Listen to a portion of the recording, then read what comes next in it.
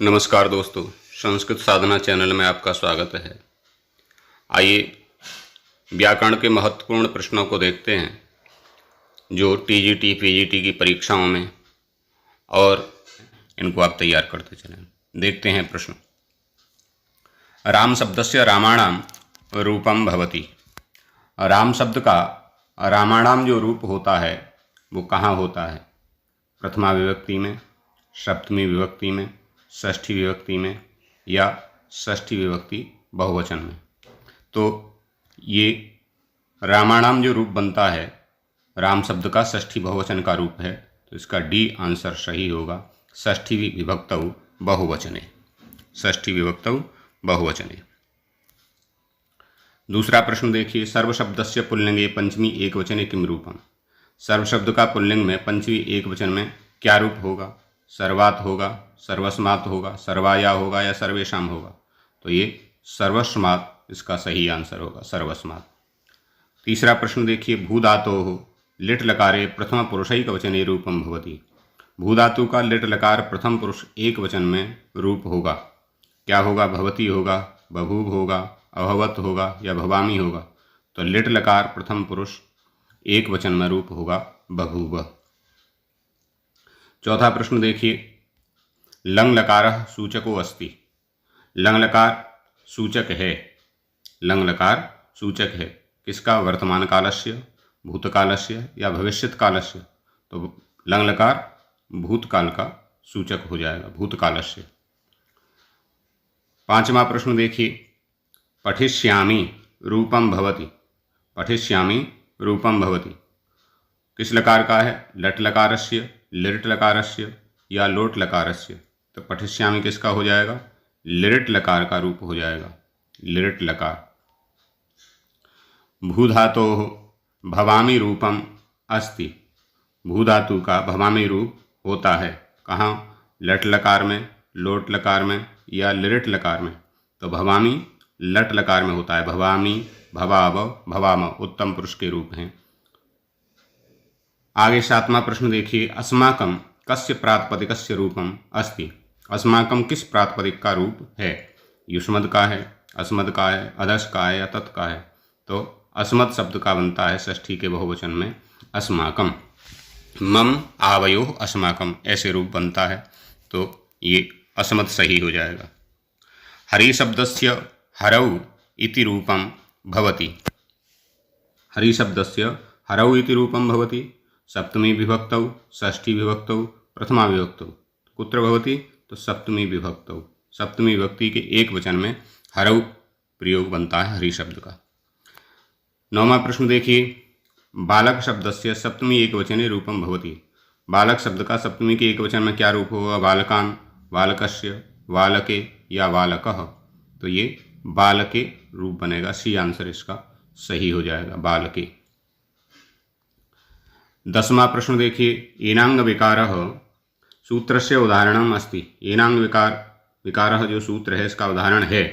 जटाभिस्तापसः कर्णेन बधिरः हरिं भजति। तो क्या हो जाएगा? कर्णेन बधिरः। किसी अंग के विकार में जब कोई विभक्ति होती है तो वो तृतीया विभक्ति होती है, एनांग विकारः। तो कर्णेन बधिरः ये भी आंसर सही हो जाएगा। 11वां प्रश्न देखिए। कारकाणि कति। कारक कितने होते हैं? सप्त, षट, पंच या अष्ट? तो कारकाणि षट, 6 होते हैं। कर्ता, कर्म च करणं च, संप्रदानं तथैव च, अपादानाधिकरणं च इत्याहु कारकाणि षट, 6 होते हैं। आगे देखिए 12वां प्रश्न। कर्ण संज्ञा विधायकम सूत्रम अस्ति। कर्ण संज्ञा विधायक सूत्र है, कौन सा है? साधकतमं करणम है, आधारोधिकरणम है, अकथितम च है या कर्तृकरणयोस् तृतीया? तो कर्ण संज्ञा विधायक सूत्र है ये साधकतमं करणम। लघु सिद्धांत कौमुदी के आधार पर आपके कारक और समास आदि जूनियर में भी हैं और पीजीटी में भी ये प्रश्न हैं, तो ये बड़े उपयोगी हैं, इनको आप देखते चलिए। आगे देखिए। अक्षणाकाणः। अक्षणाकाणः उदाहरणम अस्ति। अक्षणाकाणः ये उदाहरण है किस सूत्र का? इत्थंभूत लक्षणे का है। हेतु का है, एनांग विकारा का है या उपोधके का है, उपोधके च। तो ये एनांग विकारा सूत्र का उदाहरण है अक्षणा कारणः। 14वां प्रश्न देखिए, अन्य पदार्थ प्रधान समासो भवति। अन्य पदार्थ प्रधान कौन सा समास होता है? अव्ययीभाव समास होता है, बहुब्रीहि होता है या तत्पुरुष होता है? तो अन्य पदार्थ प्रधान हो बहुब्रीहि। तो अन्य पदार्थ प्रधान जो समास होता है वो बहुब्रीहि होता है। बी आंसर सही होगा। आगे देखिए, द्विगु समासस्य प्रथमं पदम भवति। द्विगु समास में पहला पद होता है संख्यावाचक, विशेषण या उपमानवाचक। तो पहला पद कैसा होता है? संख्यावाचक होता है। संख्या पूर्वे द्विगु संख्यावाचक होता है। आगे देखिए, अव्ययीभाव समासस्य प्रथमं पदम भवति। अव्ययीभाव समास का पहला पद होता है प्रत्यय, उपसर्ग, अव्यय या संख्या। तो क्या होता है? अव्यय होता है। पहला पद अव्यय होता है, दूसरा पद संज्ञा होता है। यहाँ ये भी प्रश्न बन जाएगा, अव्ययीभाव समासस्य द्वितीयं पदम भवति।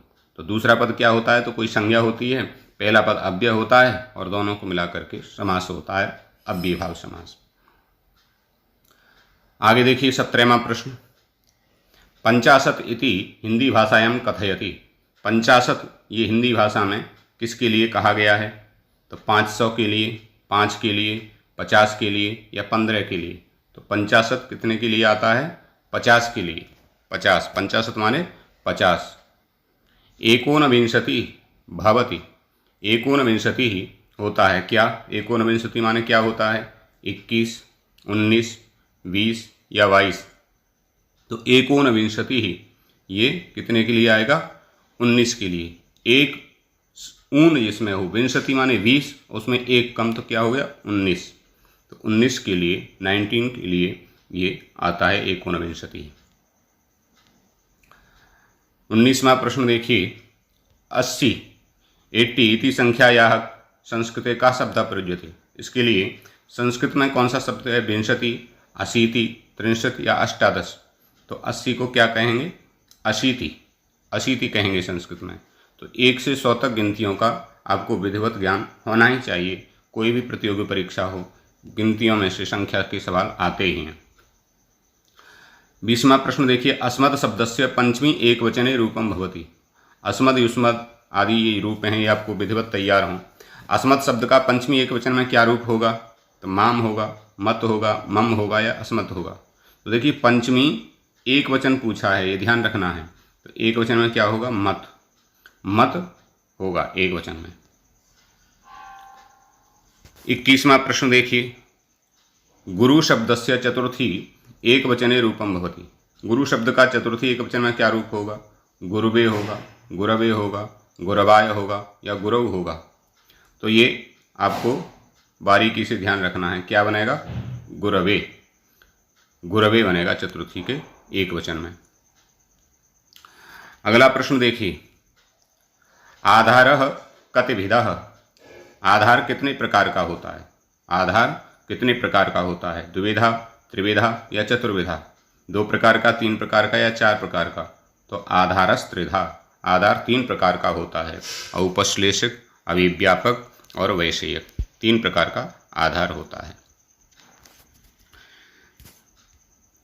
23वां प्रश्न देखिए, संबंधे विभक्ति भवति। संबंध में कौन सी विभक्ति होती है? सप्तमी होती है, षष्ठी होती है, प्रथमा होती है, द्वितीया होती है। तो संबंध में षष्ठी विभक्ति होती है। षष्ठी सूत्र से संबंध में षष्ठी विभक्ति होती है और संबंध ये 6 कारकों के अंतर्गत नहीं है। देखो वही पूछ लिया गया प्रश्न कि कटे आस्ते अस्मिन् वाक्ये कीदृशो आधारः। कटे आस्ते इस वाक्य में किस प्रकार का आधार है? अभिव्यापक है, औपश्लेषिक है या वैषयिक है? तो इसमें औपश्लेषिक आधार है। कटे आस्ते में कैसा आधार है? औपश्लेषिक आधार है। 25वां प्रश्न देखिए, रमा शब्दस्य सप्तमी एकवचने रूपम भवति। रमा शब्द का सप्तमी एकवचन में क्या रूप होगा? रमायाः, रमायाम, रमाणाम या रमासु। तो क्या पूछा है? सप्तमी एकवचने। तो सप्तमी के एकवचन में रमा शब्द का होगा रमायाम, रमायाम, रमयोः, रमासु। ऐसा सप्तमी विभक्ति के रूप होंगे। तो सप्तमी के एक वचन में क्या बनेगा? रमायाम बनेगा, रमायाम। ये 25 प्रश्न महत्वपूर्ण जो थे वो आपके लिए लेकर के आए। आपकी सुपर टेट, यूपी टेट का जहाँ भी संस्कृत का सिलेबस है उसमें ये व्याकरण के महत्वपूर्ण प्रश्न आपके लिए बड़े उपयोगी होंगे। इनको तैयारी करते रहें। चलिए मिलते हैं अगली सीरीज में। धन्यवाद।